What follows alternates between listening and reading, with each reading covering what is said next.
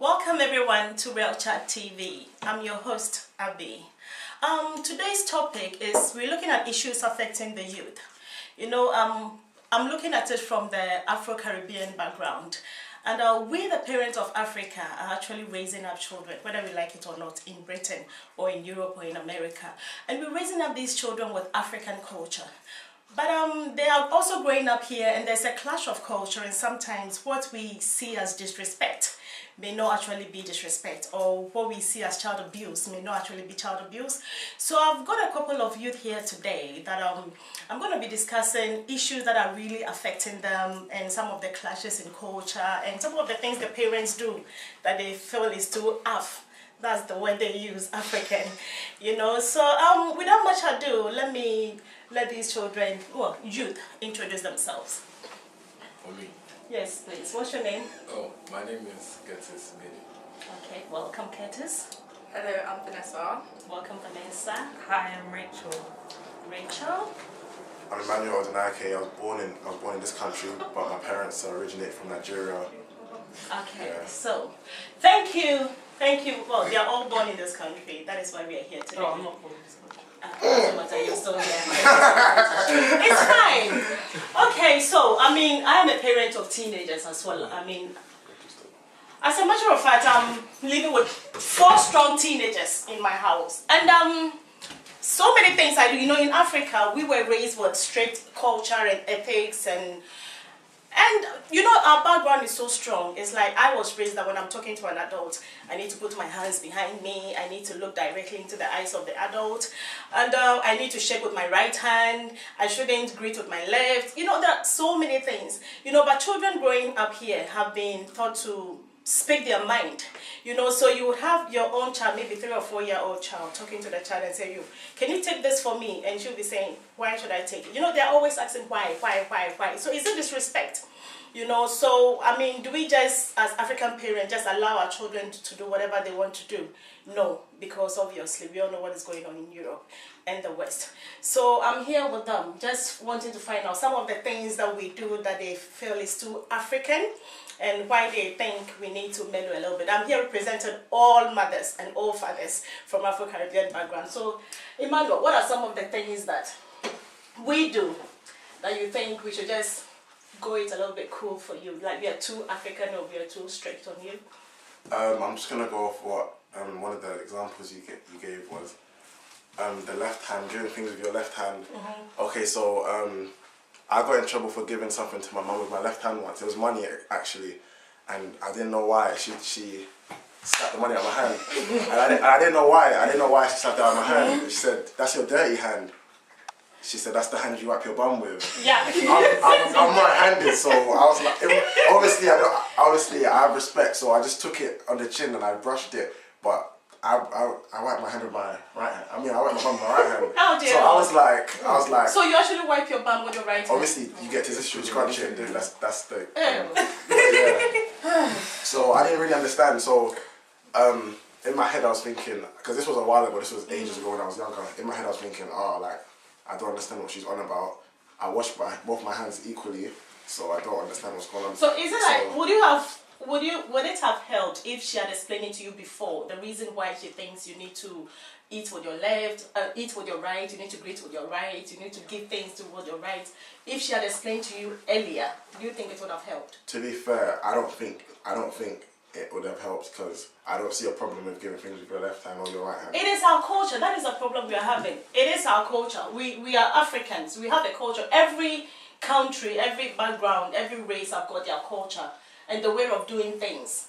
That is what makes us Africans. When you go to Asia, there's the way they greet, there's the way they eat. When you go to China, these chopsticks, I've tried, I can't even use it.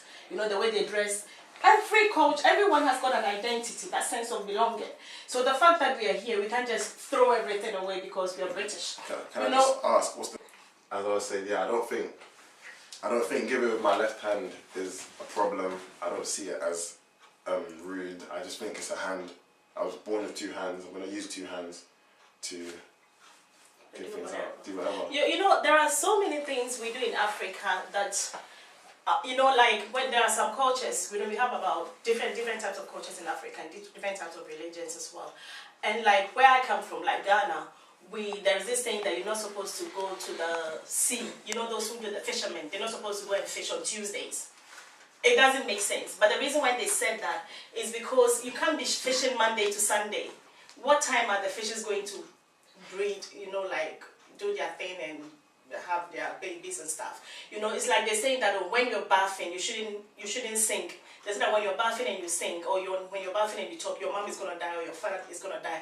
Yes, it doesn't make sense. But the reason why they said that is because when you're bathing, you know, you're cleaning yourself with all this soap and dirt and stuff. And it's like when you're eating and you're talking.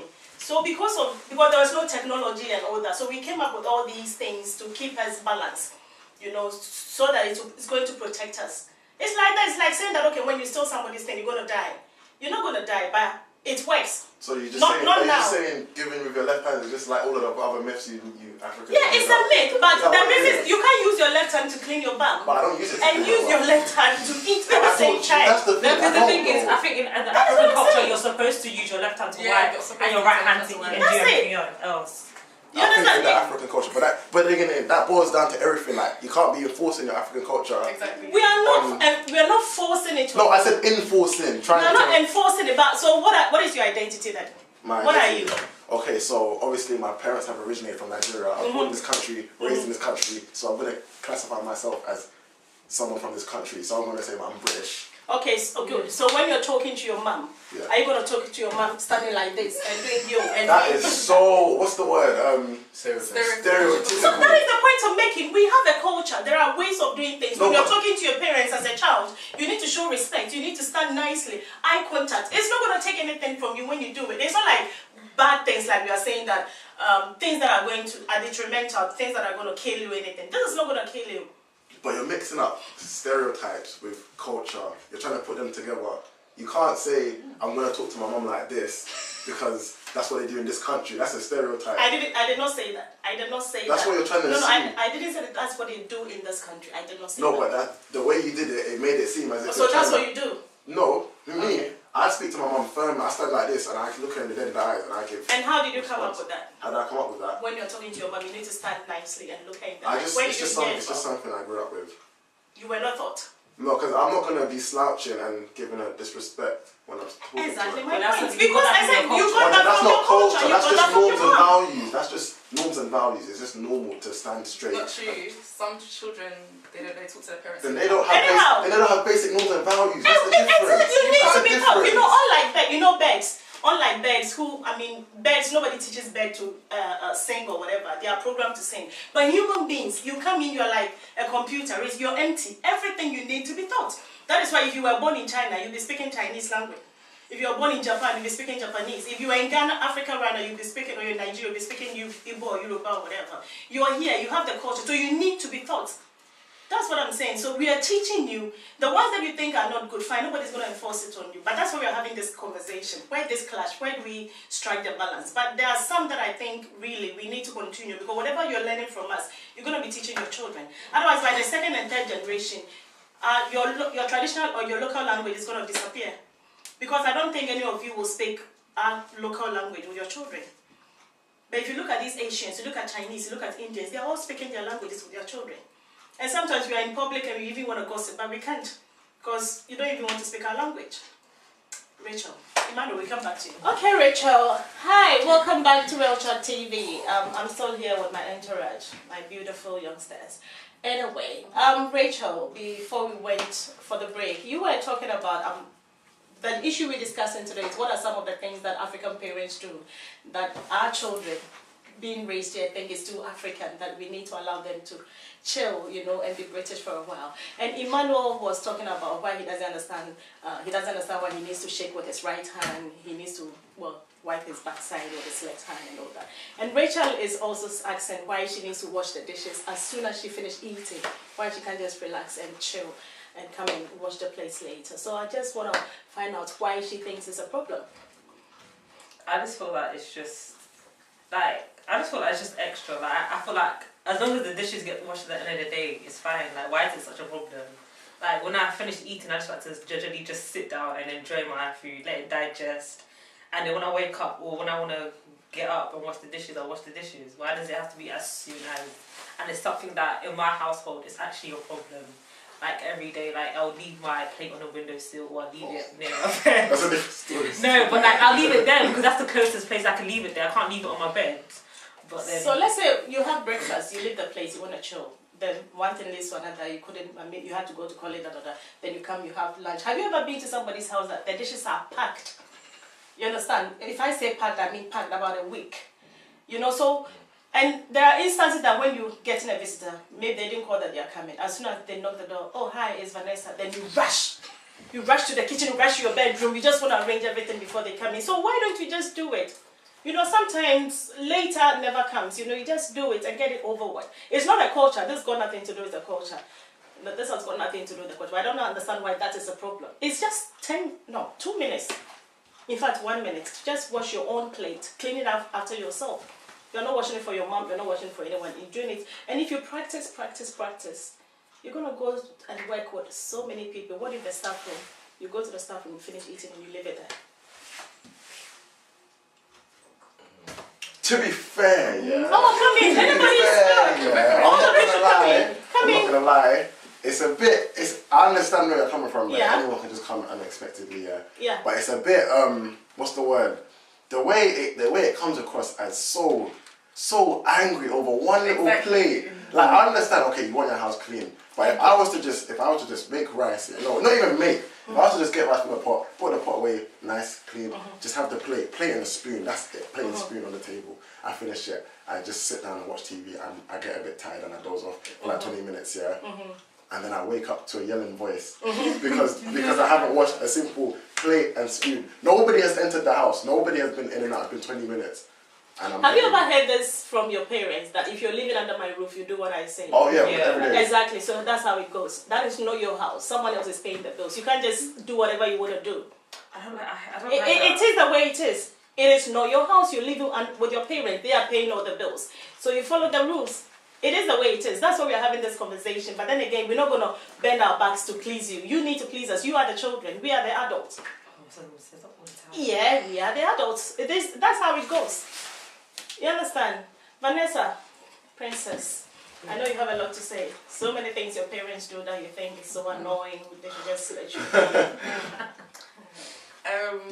The punishments. You get punished. The wooden spoon and... The punishments. And... Have you ever been hit with a wooden spoon before? For example, if a white person was to walk into the house and see me getting hit with a wooden spoon, you'd be in jail. I don't understand why these made up punishments. Like, can't you just send a child to the naughty corner? It works. Naughty corner, African parents. Like, seriously. Okay, Like, seriously. Wait, can I just come off that? Naughty corner. Like, seriously. This needs to get out. It doesn't work. This We're waiting for you. Go ahead. We'll come back to Vanessa. Don't worry. We'll come back to her. This one needs to get out, yeah? Yeah, we're ready. There's a difference between punishments and child abuse. Exactly. Africans abuse their child. Exactly. Thank you. Okay, I'm not gonna lie. I'm sorry if this comes across a bit. No, it's okay. Just feel free. Just hitting your child with a wooden spoon until it breaks. Until it breaks. Exactly. Child abuse. I'm saying that for a fact. Can I come in? Okay. Can I come in? We have behavior management. Chill. That's why you're still alive. That's why you're going to uni. We have behavior management, okay? Maybe you can take notes when you have your own children, then you can apply it on them. Between 0, 0 is the day you give birth to a child. Between 0 and 2-year-old, you do not hit your child because they don't even know right from wrong. Okay, between 6 years to 12, you can talk to them. Because you can talk to them. That is where what Vanessa is saying comes in. You create barriers. That is what Vanessa is saying. Don't do this, do that. You start by, I don't know, if they like playing with PlayStation and they misbehave, you're not playing PlayStation anymore. You're not going to Rachel's house anymore. If there's a party, you're not going anymore. So that can also work. Your age, this age, you don't need to do wooden spoon or wooden... In fact, you're going to take it and probably hit me back. You understand? Because you're too big for wooden spoon nonsense. So this age, we talk to you. And we expect you to respect us and we respect you, but because you're adults, you're not children anymore. So we have behavior management age-appropriate behavior management. Hit your belt. I've never had to go through none of the wooden spoon, none of that. Yeah, Oh, I got lucky. different kind of punishment. I got like face the wall for like an hour. Yeah. Or the chair one. And that's what the Vanessa one I is saying, that's what she wants. No, but I'm talking from what I've seen from African households when people would get whipped. Yeah, Exactly. just for little. That is what I'm saying. That is Not answering the question. That is what you're all standing here. That is why you're all going to uni. That's why you all ended up well. Most people have to eat. Okay? No, That is it. Not knowing the answer. That is what I'm saying. You need to be disciplined. Don't you have rules at school? You go to school and do whatever you want to do. Yeah. Can you go to school and start smoking in class? No. Everywhere you go, there are rules Yeah. and regulations wherever you go in life, even in the church. The Bible says the house of the Lord, there must be order. So you can't just get up and do whatever you want to do. Yeah. There has to be some sort of discipline That's and what we're saying. regulations. Of course, there has to be rules. I am 100%. So Vanessa, what rules. will you propose if you have your child? You have your child. You have your child. She's a teenager. She goes out. She comes 2 a.m. Sometimes she doesn't even come at all. Are you just going to allow your child to do whatever they want to do? No. Bringing boys to the house, smoking in the house, whatever. No, that's So not what are acceptable. you? I would sit down and have a serious conversation with my child because hitting my child, what's 2 + 2, boom, that's all. My child would be scared to talk to me. I wouldn't want my child to be scared to talk to me. I want my child to be open. I want them to No, sorry, I actually need to go. So you can leave a mark on the child, it's fine. Oh, No, actually. you're gonna go in a minute. Okay. Yeah, Curtis. We're just gonna come back to you. Then you can leave us. The problem I have is, you see, I used to live in Ghana. So, But you were born here. yeah. You were taken but to Ghana for a while. Yeah. So, the problem is, like, in school, your parents are always on you. Like, if you get, like, low marks, then you come home. Exactly. You hide your report card somewhere and go and burn it because, like, You're dead. if you got like a D or B or like low B marks or is okay. something, low marks or Nothing something, that's an A. nothing that's an A, and go straight to your mom. Hey. Welcome to the A star. Exactly. Oh my days, that's a problem. That's a You know, problem. so that is African parents expect the no, most. that is what that I agree, because sometimes if you see your parents' grades when they were in school, I'm sure you'll be beating them up yourselves. You know, so so I do understand that we have parents who are so extremist. You know, everybody wants their child to be a lawyer, a doctor, and this, that. So I understand. And it comes to parents choosing careers for their children as well. You know, so I understand why, but you should put everything in their own context. You know, some of us had a very difficult childhood. I mean, we grew up in poverty. So we really want our children to strive, to grow up to be the Oprah Winfreys, to grow up to matter, to attain heights in society. Sometimes out of frustration. And in Africa, you pay a lot of money for school fees. A lot of money. Education is not free. So imagine if they pay like $5,000 for you to go to school. And you have 30 children in the class, the same teacher, the same textbook. Then you come up with a D and somebody else come up with an A. And you want us to clap for you. You're not gonna, or you want us to throw you a birthday Yeah, party. but my problem is like you guys like shout at us. So Exactly. it's not motivating us anymore like to get better grades. Exactly. So we keep on getting the same thing over and over and over again. So like there's no room for improvement anymore. So it's- what would you suggest? So like what my mom told me, she was like, nobody's dumb. Like you see what we're doing here in the UK or something. Like there's BTEC, there's entry levels, there's what's that thing for the people who do Spanish work? I forgot. But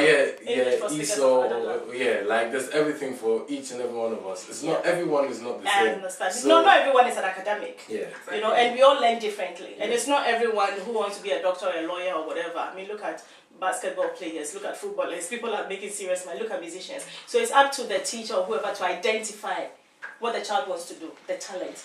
And so I understand what you're saying, and it works. Probably we'll have this discussion at time. That one I agree with you. Emmanuel, you said you want to go. Is there anything else you want to share with us before you go?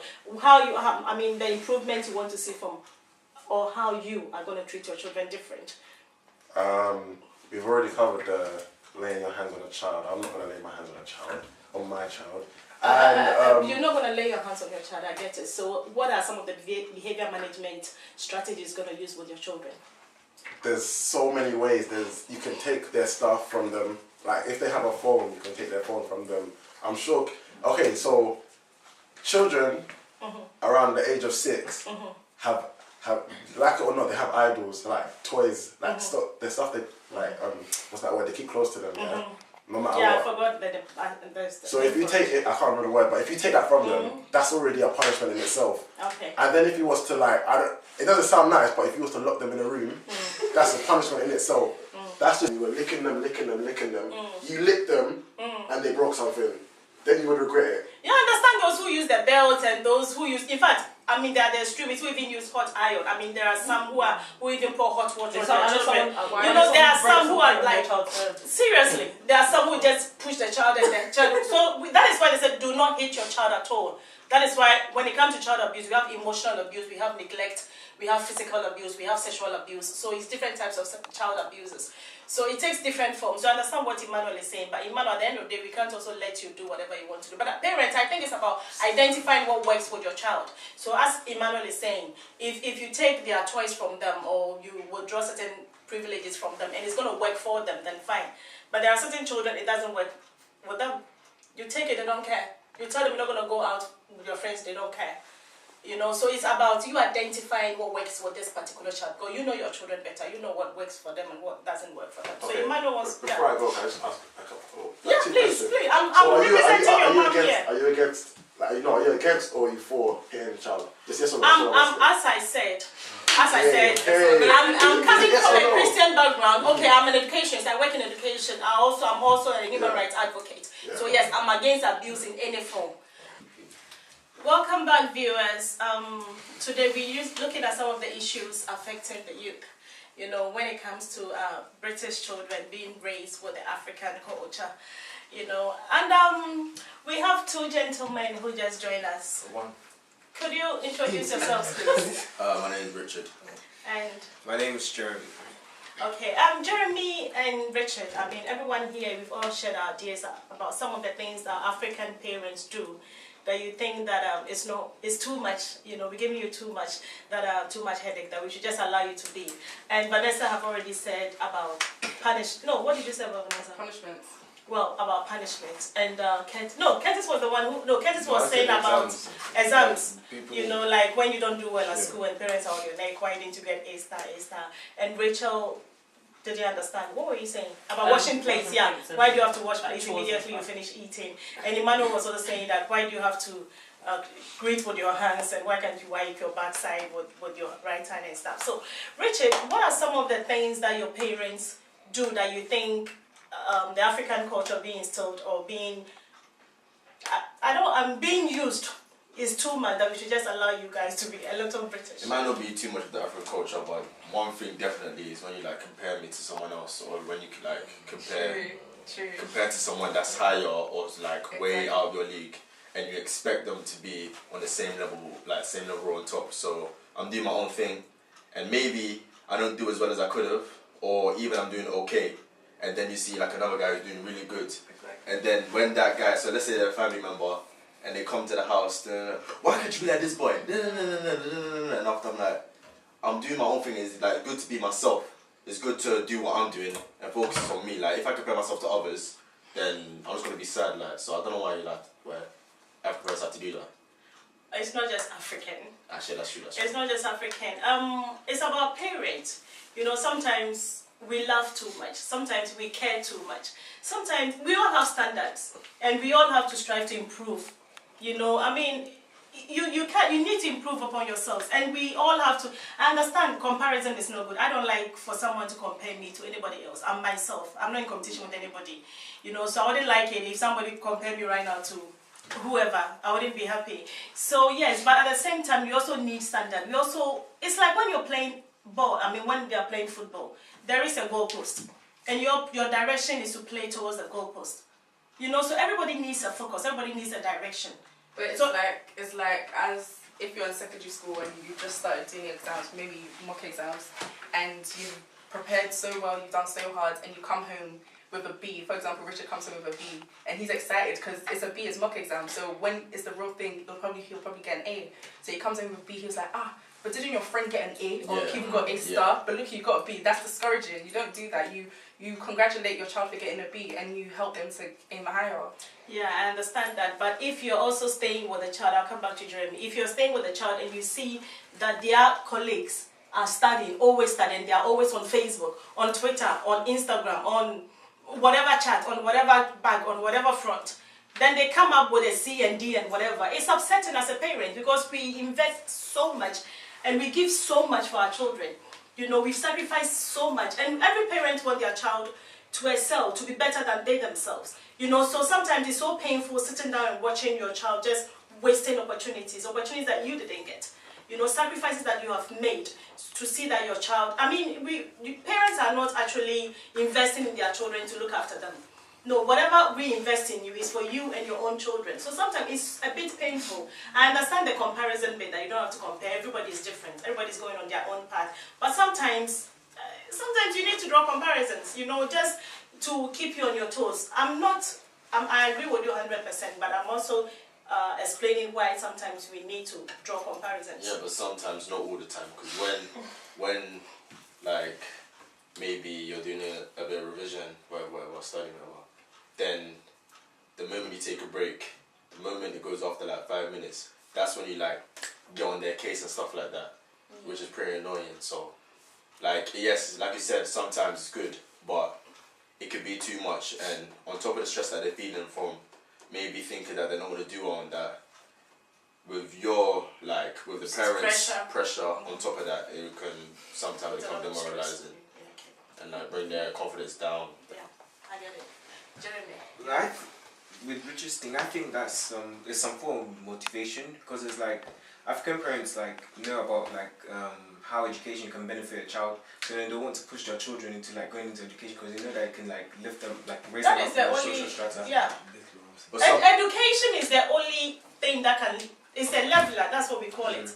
You know, I mean, what are your chances of marrying a footballer? What are your chances of becoming a model? What are your chances of becoming an actor or an actress? What are your chances about winning the lottery? You know, those are once in a life chances. But education is the only thing that can bridge the gap between the rich and the poor. And some of us, you know, because you were born here, you have all these facilities, so you've taken it for granted.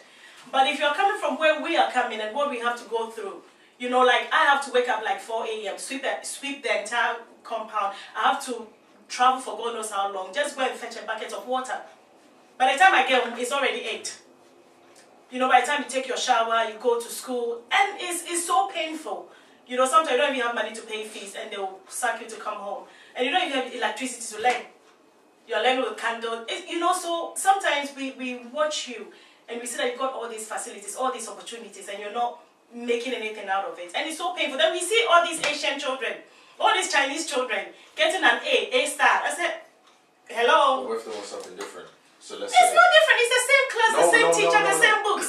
I mean the actual child and like themselves when they want, because you lot all want education this that. But what if they want to aim high? Maybe like you said, there's a chance, the chances of life, football, acting, whatever.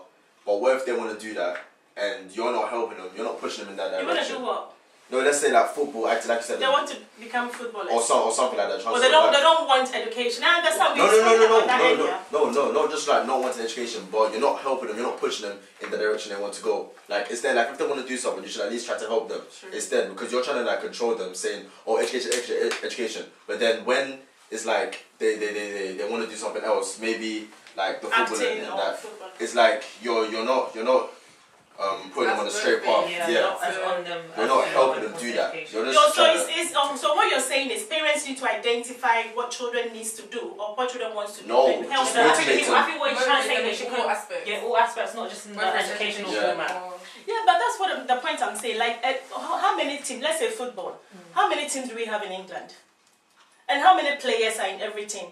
And how many black boys want to be footballers? No, motivate. But I'm saying realistically, it's not even if they're gonna make it into being there, but just the fact that you at least support them, regardless if they're good or bad. But as a parent, so why can't you study? Why can't you study and still pursue whatever it is you want to pursue? Yeah, that's what. That's what he's saying. But then at the same time, don't just encourage me when it comes to education. Encourage me in all aspects of everything I'm doing, because it's like. If I'm not we get it. We get it, but the thing is, what we are saying is education is the only key.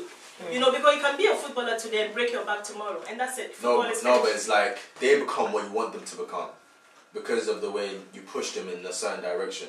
Yeah, I understand that some parents are actually wanting their children to live their dreams for them. Because let's say I wanted to become a lawyer, I'm not a lawyer, I'll probably force my daughter to become a lawyer. But my daughter wants to be a musician or an actress. You know, so I understand that some of us can be very, very pushy because of the background from where we are coming from. So that is taken on board. So is there anything else, before we conclude, is there anything else we are doing that you don't want us to do, or the culture? You know, the culture, because Emmanuel was saying that why do you have to shake with your hands, why do you have to bang down when you're thinking, why do you have to do this? I'm saying that we have a culture, we have an identity, we are coming from somewhere, you know, so we can't just come and say we're in England, we're in America, we're in Europe, so we just throw our culture away. So my problem is, one of my problems is, in the African culture, is the expectance of when greeting someone you have to kneel down, or you have to like sort of do an over exaggerated gesture. Wow, like that. Yeah, like for example in Yoruba Nigerian culture, guys have to like prostrate down, and girls have to like kneel down. The older they are, you have to lie down. Yeah, like some of them, like obviously. You're not gonna lie down on the road. We're in like England. That's a little weird. You're not lying down on the road. But if you're in Nigeria, you're expected to, like, guys are expected to literally lie down flat on the road. And I just feel it's not everyone. It's a sign of respect for an authority. Like when you're going in the presence of, let's say right now, if you're going to Queen Elizabeth, you can't just go dressed like this. You can't just go and say, oh yo, Queen, yeah, what's up? You can't do that. You understand? So it's the same thing. Every country, every town, every village, they've got their culture. So this is a chief, is Igwe. You know, that is the tradition. You're not doing that in England. Yeah, but I'm saying no, but you don't do that in school. But as I was growing up, a lot, like I was even now still to this day, if I like say I'm in a family gathering or even in church, because my church is predominantly African, I will have to know that hello auntie, like even calling like some people who are not my auntie, like you have they to call force them it, an like, auntie. don't call me by my name's not that, I'm calling me aunt, you're not my auntie. Like if I feel like I want to call you auntie, let me make that decision by myself. Like if I don't know you from nowhere, why am I calling you uncle and auntie? I feel so uncomfortable. And it's like you have to, like if you don't do that, you're disrespectful.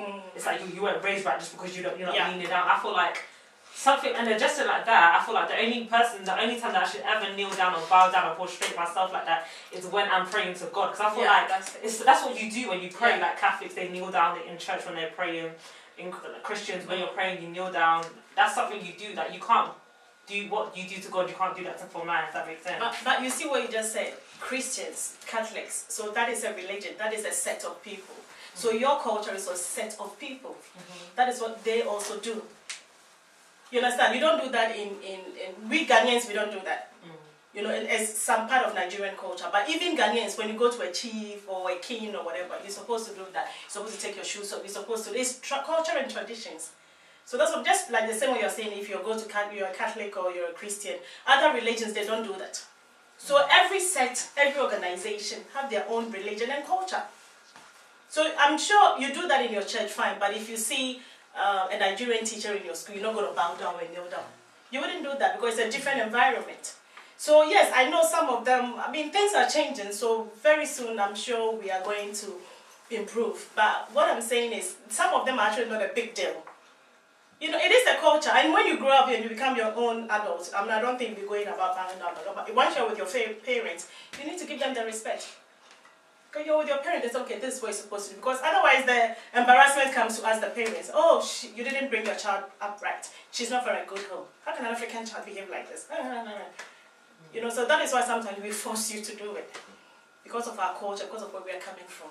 But when you grow up and you're own adults, well, you don't have to. I feel like I'll probably still be expected to do so as well. Yeah, but there's no big deal. That is what identifies you as a Nigerian. What makes you a Nigerian? What makes you a Nigerian? It's your culture. That is your identity. Yeah, but it's the jollof rice, you know, the eba, the fufu, the way we dress, the way we dance, the way we bow, the way we say please. Those are the things that makes you a Nigerian. Those are the things that makes you an African. If you take that away, you have nothing. You should embrace it. I'm not talking about the extreme one like hitting someone with a cane and a belt and screaming on them, why didn't you get an A star? No, that's not what I'm talking about. But these are trivialities. These are not things that are going to kill you. If you bow, so... Do you get it? Yeah, I just think it's just really extra. Okay, you will probably talk to the parents. You will have another session with parents and discuss these things. So I'm noting everything that you've said down. Is there anything else anybody want to add? Just free your mind because this is... Let me say something. Basically, when... Say I've done something wrong, yeah? And I know I've done something wrong. And then, like, I've been told and I've been corrected. But then you stretch it.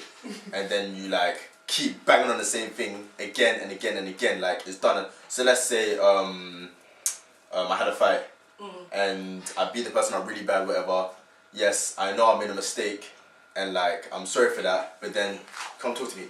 You're a Christian. You say you're a Christian. Like you relate everything to maybe or me being a Christian, or me being some holy person, or I want to be some rich professional something in the future, and you're doing this now. Every little thing. What are you gonna be? You're a Christian. You have to reflect. Your life reflects on this. Like for example, if something that doesn't even relate, like if you left a spoon in the sink, that's the same thing you did when you beat up that boy from 2000. Exactly. Just stretch it. And even when it's done, so let's say you finish speaking about it again, I come upstairs, I come back down, you see me, you look at again, like yes, I know I've done wrong, so like stop like stretching it like. Okay, so is it doing the same thing so many times, repeating the same mistakes so many times, or repeating different mistakes at one time? No, even so why should you keep repeating the same mistake so many times? No, it's not the same mistake. So say I've done something, I know it, and I know it's wrong, and you like tell me, but then later on, like you would have left it, but like an hour later, you would like just start again for no reason. Bring it back up. And you wouldn't even like say, oh, what you done is wrong, no. Or even a Christian thing. You would relate it to something else, like I'll be disrespectful to other people's parents or something in the future, like something completely random. Just like keep on making things up. And that is not a culture. That is not part of an African culture. That is what I'm saying is, it's like you need to learn how to live with other people. How many of you watch Big Brother? Or have you watched Big Brother before? Big Brother. Have you watched Big Brother before? You haven't watched Big You Brother? haven't watched Big Brother. It's like this one. You haven't watched Big Brother? I've watched it. Yeah. So you know Big Brother. They don't know each other from anywhere. They are not enemies, they are not friends. They are a group of random people and they put all of them in the same house. After 3 or 4 days they start fighting. Like seriously fighting. Why? Because of clash of personalities. We are all different people. You'll be in the same church. There's someone that you've done nothing to but they hate you. And there's some that they haven't done anything to you but you just don't like them. You understand? So you need to learn how to live with people with different personalities. It's not everybody who's going to be like you. It's not everybody who's going to like you. But you need to work with them. You need to be with them in the staff room. You need to go to the same classroom with them and study. So if you have a mother, if you have a father, if you have a boyfriend, girlfriend, whatever, and unfortunately there are people you can replace in your life, your boyfriends and girlfriends, but you can't replace your parents. You can't replace your siblings. Those are family. You cannot replace family. So if you have a family who is always nagging, that's the word you want. Nagging or repeating the same thing over and over again. Fine, you can sit with them and talk. But then again, sometimes it's also frustrating. Because even the Bible says, to whom much is given, much is expected. To whom brain is given, common sense is expected. If the child is 3 years or 4 years, 5 years, but come on, 12, 13, 14, okay, 16, 17, 18, you are an adult, basically. So there are things that we've been saying since you were 1 year old. But even like common. Saying, like, okay, today you left the spoon, you didn't wash it. I said, tomorrow wash it. Then it becomes so frustrating. That is why some of the parents actually hate wooden spoon. Even with the spoon thingy, if you don't wash it, it's you'll be like, respect your parents, so your days on this earth might be. It's in the Bible. It's in the Bible. It is in the Bible. No, it's part of the 10 commandments. Children, obey your parents in the Lord. It's just the spoon. So what is respecting your parents then? Like doing things for them and like when they ask, you do. But listening to them. No, but like listening to your parents. Doing it, like if you don't do it immediately, right after you say it, like 5 minutes later, you just like get on their case. That's your parents. That's what parents do. That is what parents do. It's tough, but that is what we do. It's called tough love. Like Jeremy. Vanessa. I think. Okay, this is African parents for sure, but it's not that deep. It's when. What is the meaning of it's not that deep? It's not that serious. Oh, okay. Like when your parents are just sitting down in the living room and they'll call you, they'll be calling you, and you come down and say, give me the remote. You look at the remote, it's right next to them. That's just African parents.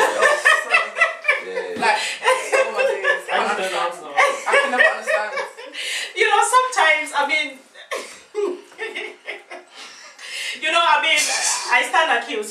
Sometimes it's right there by your leg. It's oh, please, can you take it from me? So, but yeah, that is some of the benefits we enjoy as parents. Well, there's no reason. That is the benefits we enjoy as parents. You know, that's it. You wash for us, you clean for us, you cook for us, you take care of us. You know, because some of us are weak. We are getting old. So we need you to step. We were doing it for you when you were children. Cleaning, changing your nappies, smelling your poo, cleaning your wee, feeding you, all that. We did it for you. So if you're also old, well, not too old, but, you know, then take this part. Why is that a problem? It's a cycle. Jeremy. I think it's the fact that in an argument you're always wrong, even if you're right. It is an African culture. That is definitely and it's African. like when you're arguing with African parents, it's like you're being portrayed as disobedient or something like that, because it's like you can't like they're smarter than you, they're on a higher level than you, so you can't come to their level and start arguing about something. That is definitely African. In Africa, with our culture, every child is wrong. Once you're a child, you're wrong. When the child has an argument with a parent or with an elder person, you're wrong. And if you stand your ground and you want to talk to the parents, oh, you're disrespectful. Why are you exchanging words? When I talk, you don't talk. Yes. You know, like, Don't tell everybody. Don't tell everybody. Exactly. When I'm your mother, when I talk, you don't talk. Okay, you don't answer back, you don't talk back. You know, so it is our culture. It is. That is part of our culture. That is part of our culture. So you expect me that if I'm your mother, I'm saying Cassie, so you're what? Is that what you want? No, I'm not your age group. I'm not your friend. I'm not your mate. I'm your mother. I'm the one taking care of you, paying all these bills for you. When I talk, you listen. It's like the army. But in certain situations where it's like, but in certain situations, I feel like I clash with my mum a lot as well with this. Like certain situations when you are actually wrong, and I'm literally genuinely just trying to say like. So, like, I'm generally just saying you're wrong. Like, I don't know what other nice way to say you're wrong. Like, but Mum, that's not right. If I say, Mum, that's not right, she's like, what do you mean that's not right? You say me I'm not right. How can you tell me I'm not right in my own house? I'm like, no, Mum, that's not. No, that's you're exchanging words with your mum. You're arguing with your mum. You don't do that. But then again, ask your mother. It's literally. You don't talk back. No, you don't talk back. It's like, look, charity begins at home. Whatever you're learning at home, you take it outside. At the workplace, you can't go and be exchanging words with your boss. You're fired.